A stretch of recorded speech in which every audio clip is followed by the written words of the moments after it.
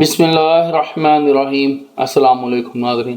تمام تعریفیں اللہ تعالیٰ کے پاک ذات کے لیے جو تمام جہانوں کی خالق مالک اور پروردگار ہے، اور لاکھوں کروڑوں اربوں خربوں درود اور سلام اللہ تعالیٰ کی آخری نبی اور رسول حضرت محمد مصطفیٰ احمد مجتبیٰ صلی اللہ تعالیٰ علیہ وآلہ وسلم۔ ناظرین، آج کی ویڈیو میں ہم بات کریں گے فوجداری مقدمے کے اہم قانونی نکات پر، جو ہر وکیل اور عام شہری کو جاننا جو ہے وہ بہت ضروری ہیں۔ خصوصاً ہم انویسٹیگیشن افسر کی ذمہ داریوں، پولیس ڈائری، ریمانڈ کے اصولوں اور دیگر جو قانون کی پیچیدگی ہیں ان کا جائزہ لے گے اس ویڈیو میں۔ تو ناظرین شروع کرتے ہیں۔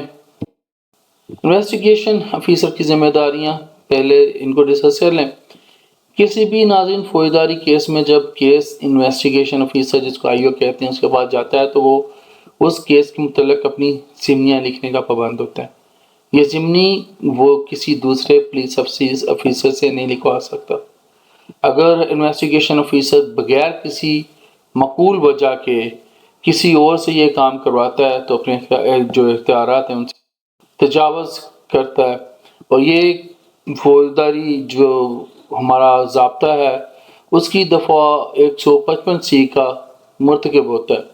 یہ جو ضابطہ فوجداری کی دفعہ 155C ہے وہ کہتی ہے کہ انویسٹیگیشن افیسر اپنی پولیس ڈائری جو ہے وہ خود ہی لکھے گا، اور اس کام کو کسی اور کو سونپنا جو ہے وہ قانون کی خلاف ورزی ہے۔ اب بات کرتے ہیں ریمانڈ کی قانونی حیثیت۔ فوجداری مقدمے میں ناظرین ریمانڈ کی جو قانونی حیثیت ہے وہ ضابطہ فوجداری 1898 کے تحت دفعہ 167 اور دفعہ 300 ریمانڈ کی جو دفعات وضاحت کرتی ہیں۔ ریمانڈ دینے کے اصولوں کی بات کر لیں، ان دفعات کو پھر آپ کے ساتھ شیئر کروں گا، ان کی تفصیل ان میں فرق 167 میں اور 344 میں۔ اب ریمانڈ دینے کے جو اصول ہیں، یہ کیسے ریمانڈ دیا جاتا ہے، اس کا اصول کیا ہے۔ جب مجسٹریٹ صاحب ملزم کو پولیس حراست میں بھیجتے ہیں تو دفعہ 167(3) کے تحت ضابطہ فوجداری کی اسے اپنے فیصلے کی مکمل وضاحت کرنی ہوتی ہے ان کو مجسٹریٹ صاحب کو۔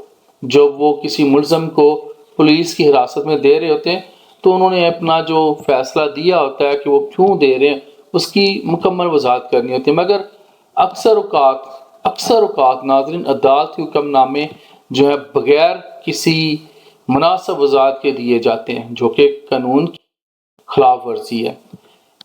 ضابطہ فوجداری کہتا ہے کہ ملزم کو جسمانی ریمانڈ تبھی دیا جا سکتا ہے، یعنی کہ یہ جو 167 ہے اور 344 ہیں، یہ دفعات ہیں جو ضابطہ فوجداری کی، یہ کہتی ہیں کہ ملزم کو جسمانی ریمانڈ جو تب دیا جا سکتا ہے جب کافی شواہد موجود ہوں جو اسے جرم سے جو ہے وہ کنٹیکٹ کر رہے ہوں، منسلک کر رہے ہوں۔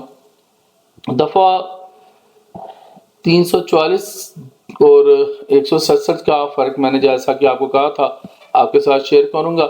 تو ناظرین یہاں پہ یہ بتا دوں کہ دفعہ 167 جو ہے وہ پولیس ریمانڈ کے بارے میں ہے، جبکہ دفعہ 344 ہے عدالتی حراست کے بارے میں ہے۔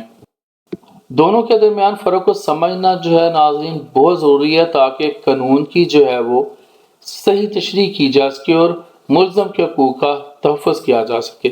فرق میں نے آپ کو بتا دیا۔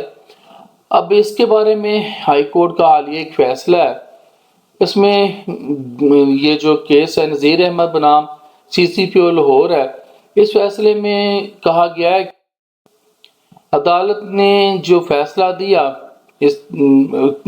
عدالت نے ضابطہ فوجداری کی دفعہ 491 کی درخواست کو دفعہ 497 کے تحت منتقل کر دیا تھا۔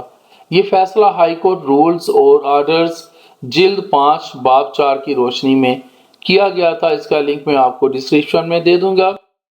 اب تکمیلی بیان کا کوئی تصور نہیں ہے۔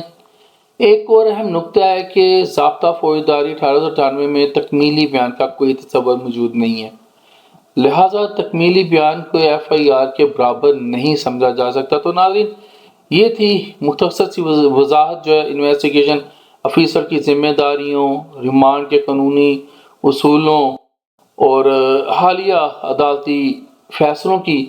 امید ہے کہ آپ کو یہ ویڈیو جو ہے معلوماتی لگی ہوگی۔ اگر آپ کو قانونی مسائل کا سامنا ہے تو آپ کمنٹ بھی کر سکتے ہیں، تو آپ کسی ماہر جو وکیل صاحب ہیں ان سے مشورہ بھی کر سکتے ہیں۔ تو آپ سے ریکویسٹ ہوگی چینل کو سبسکرائب کریں، ویڈیو کو لائک کریں اور شیئر کریں۔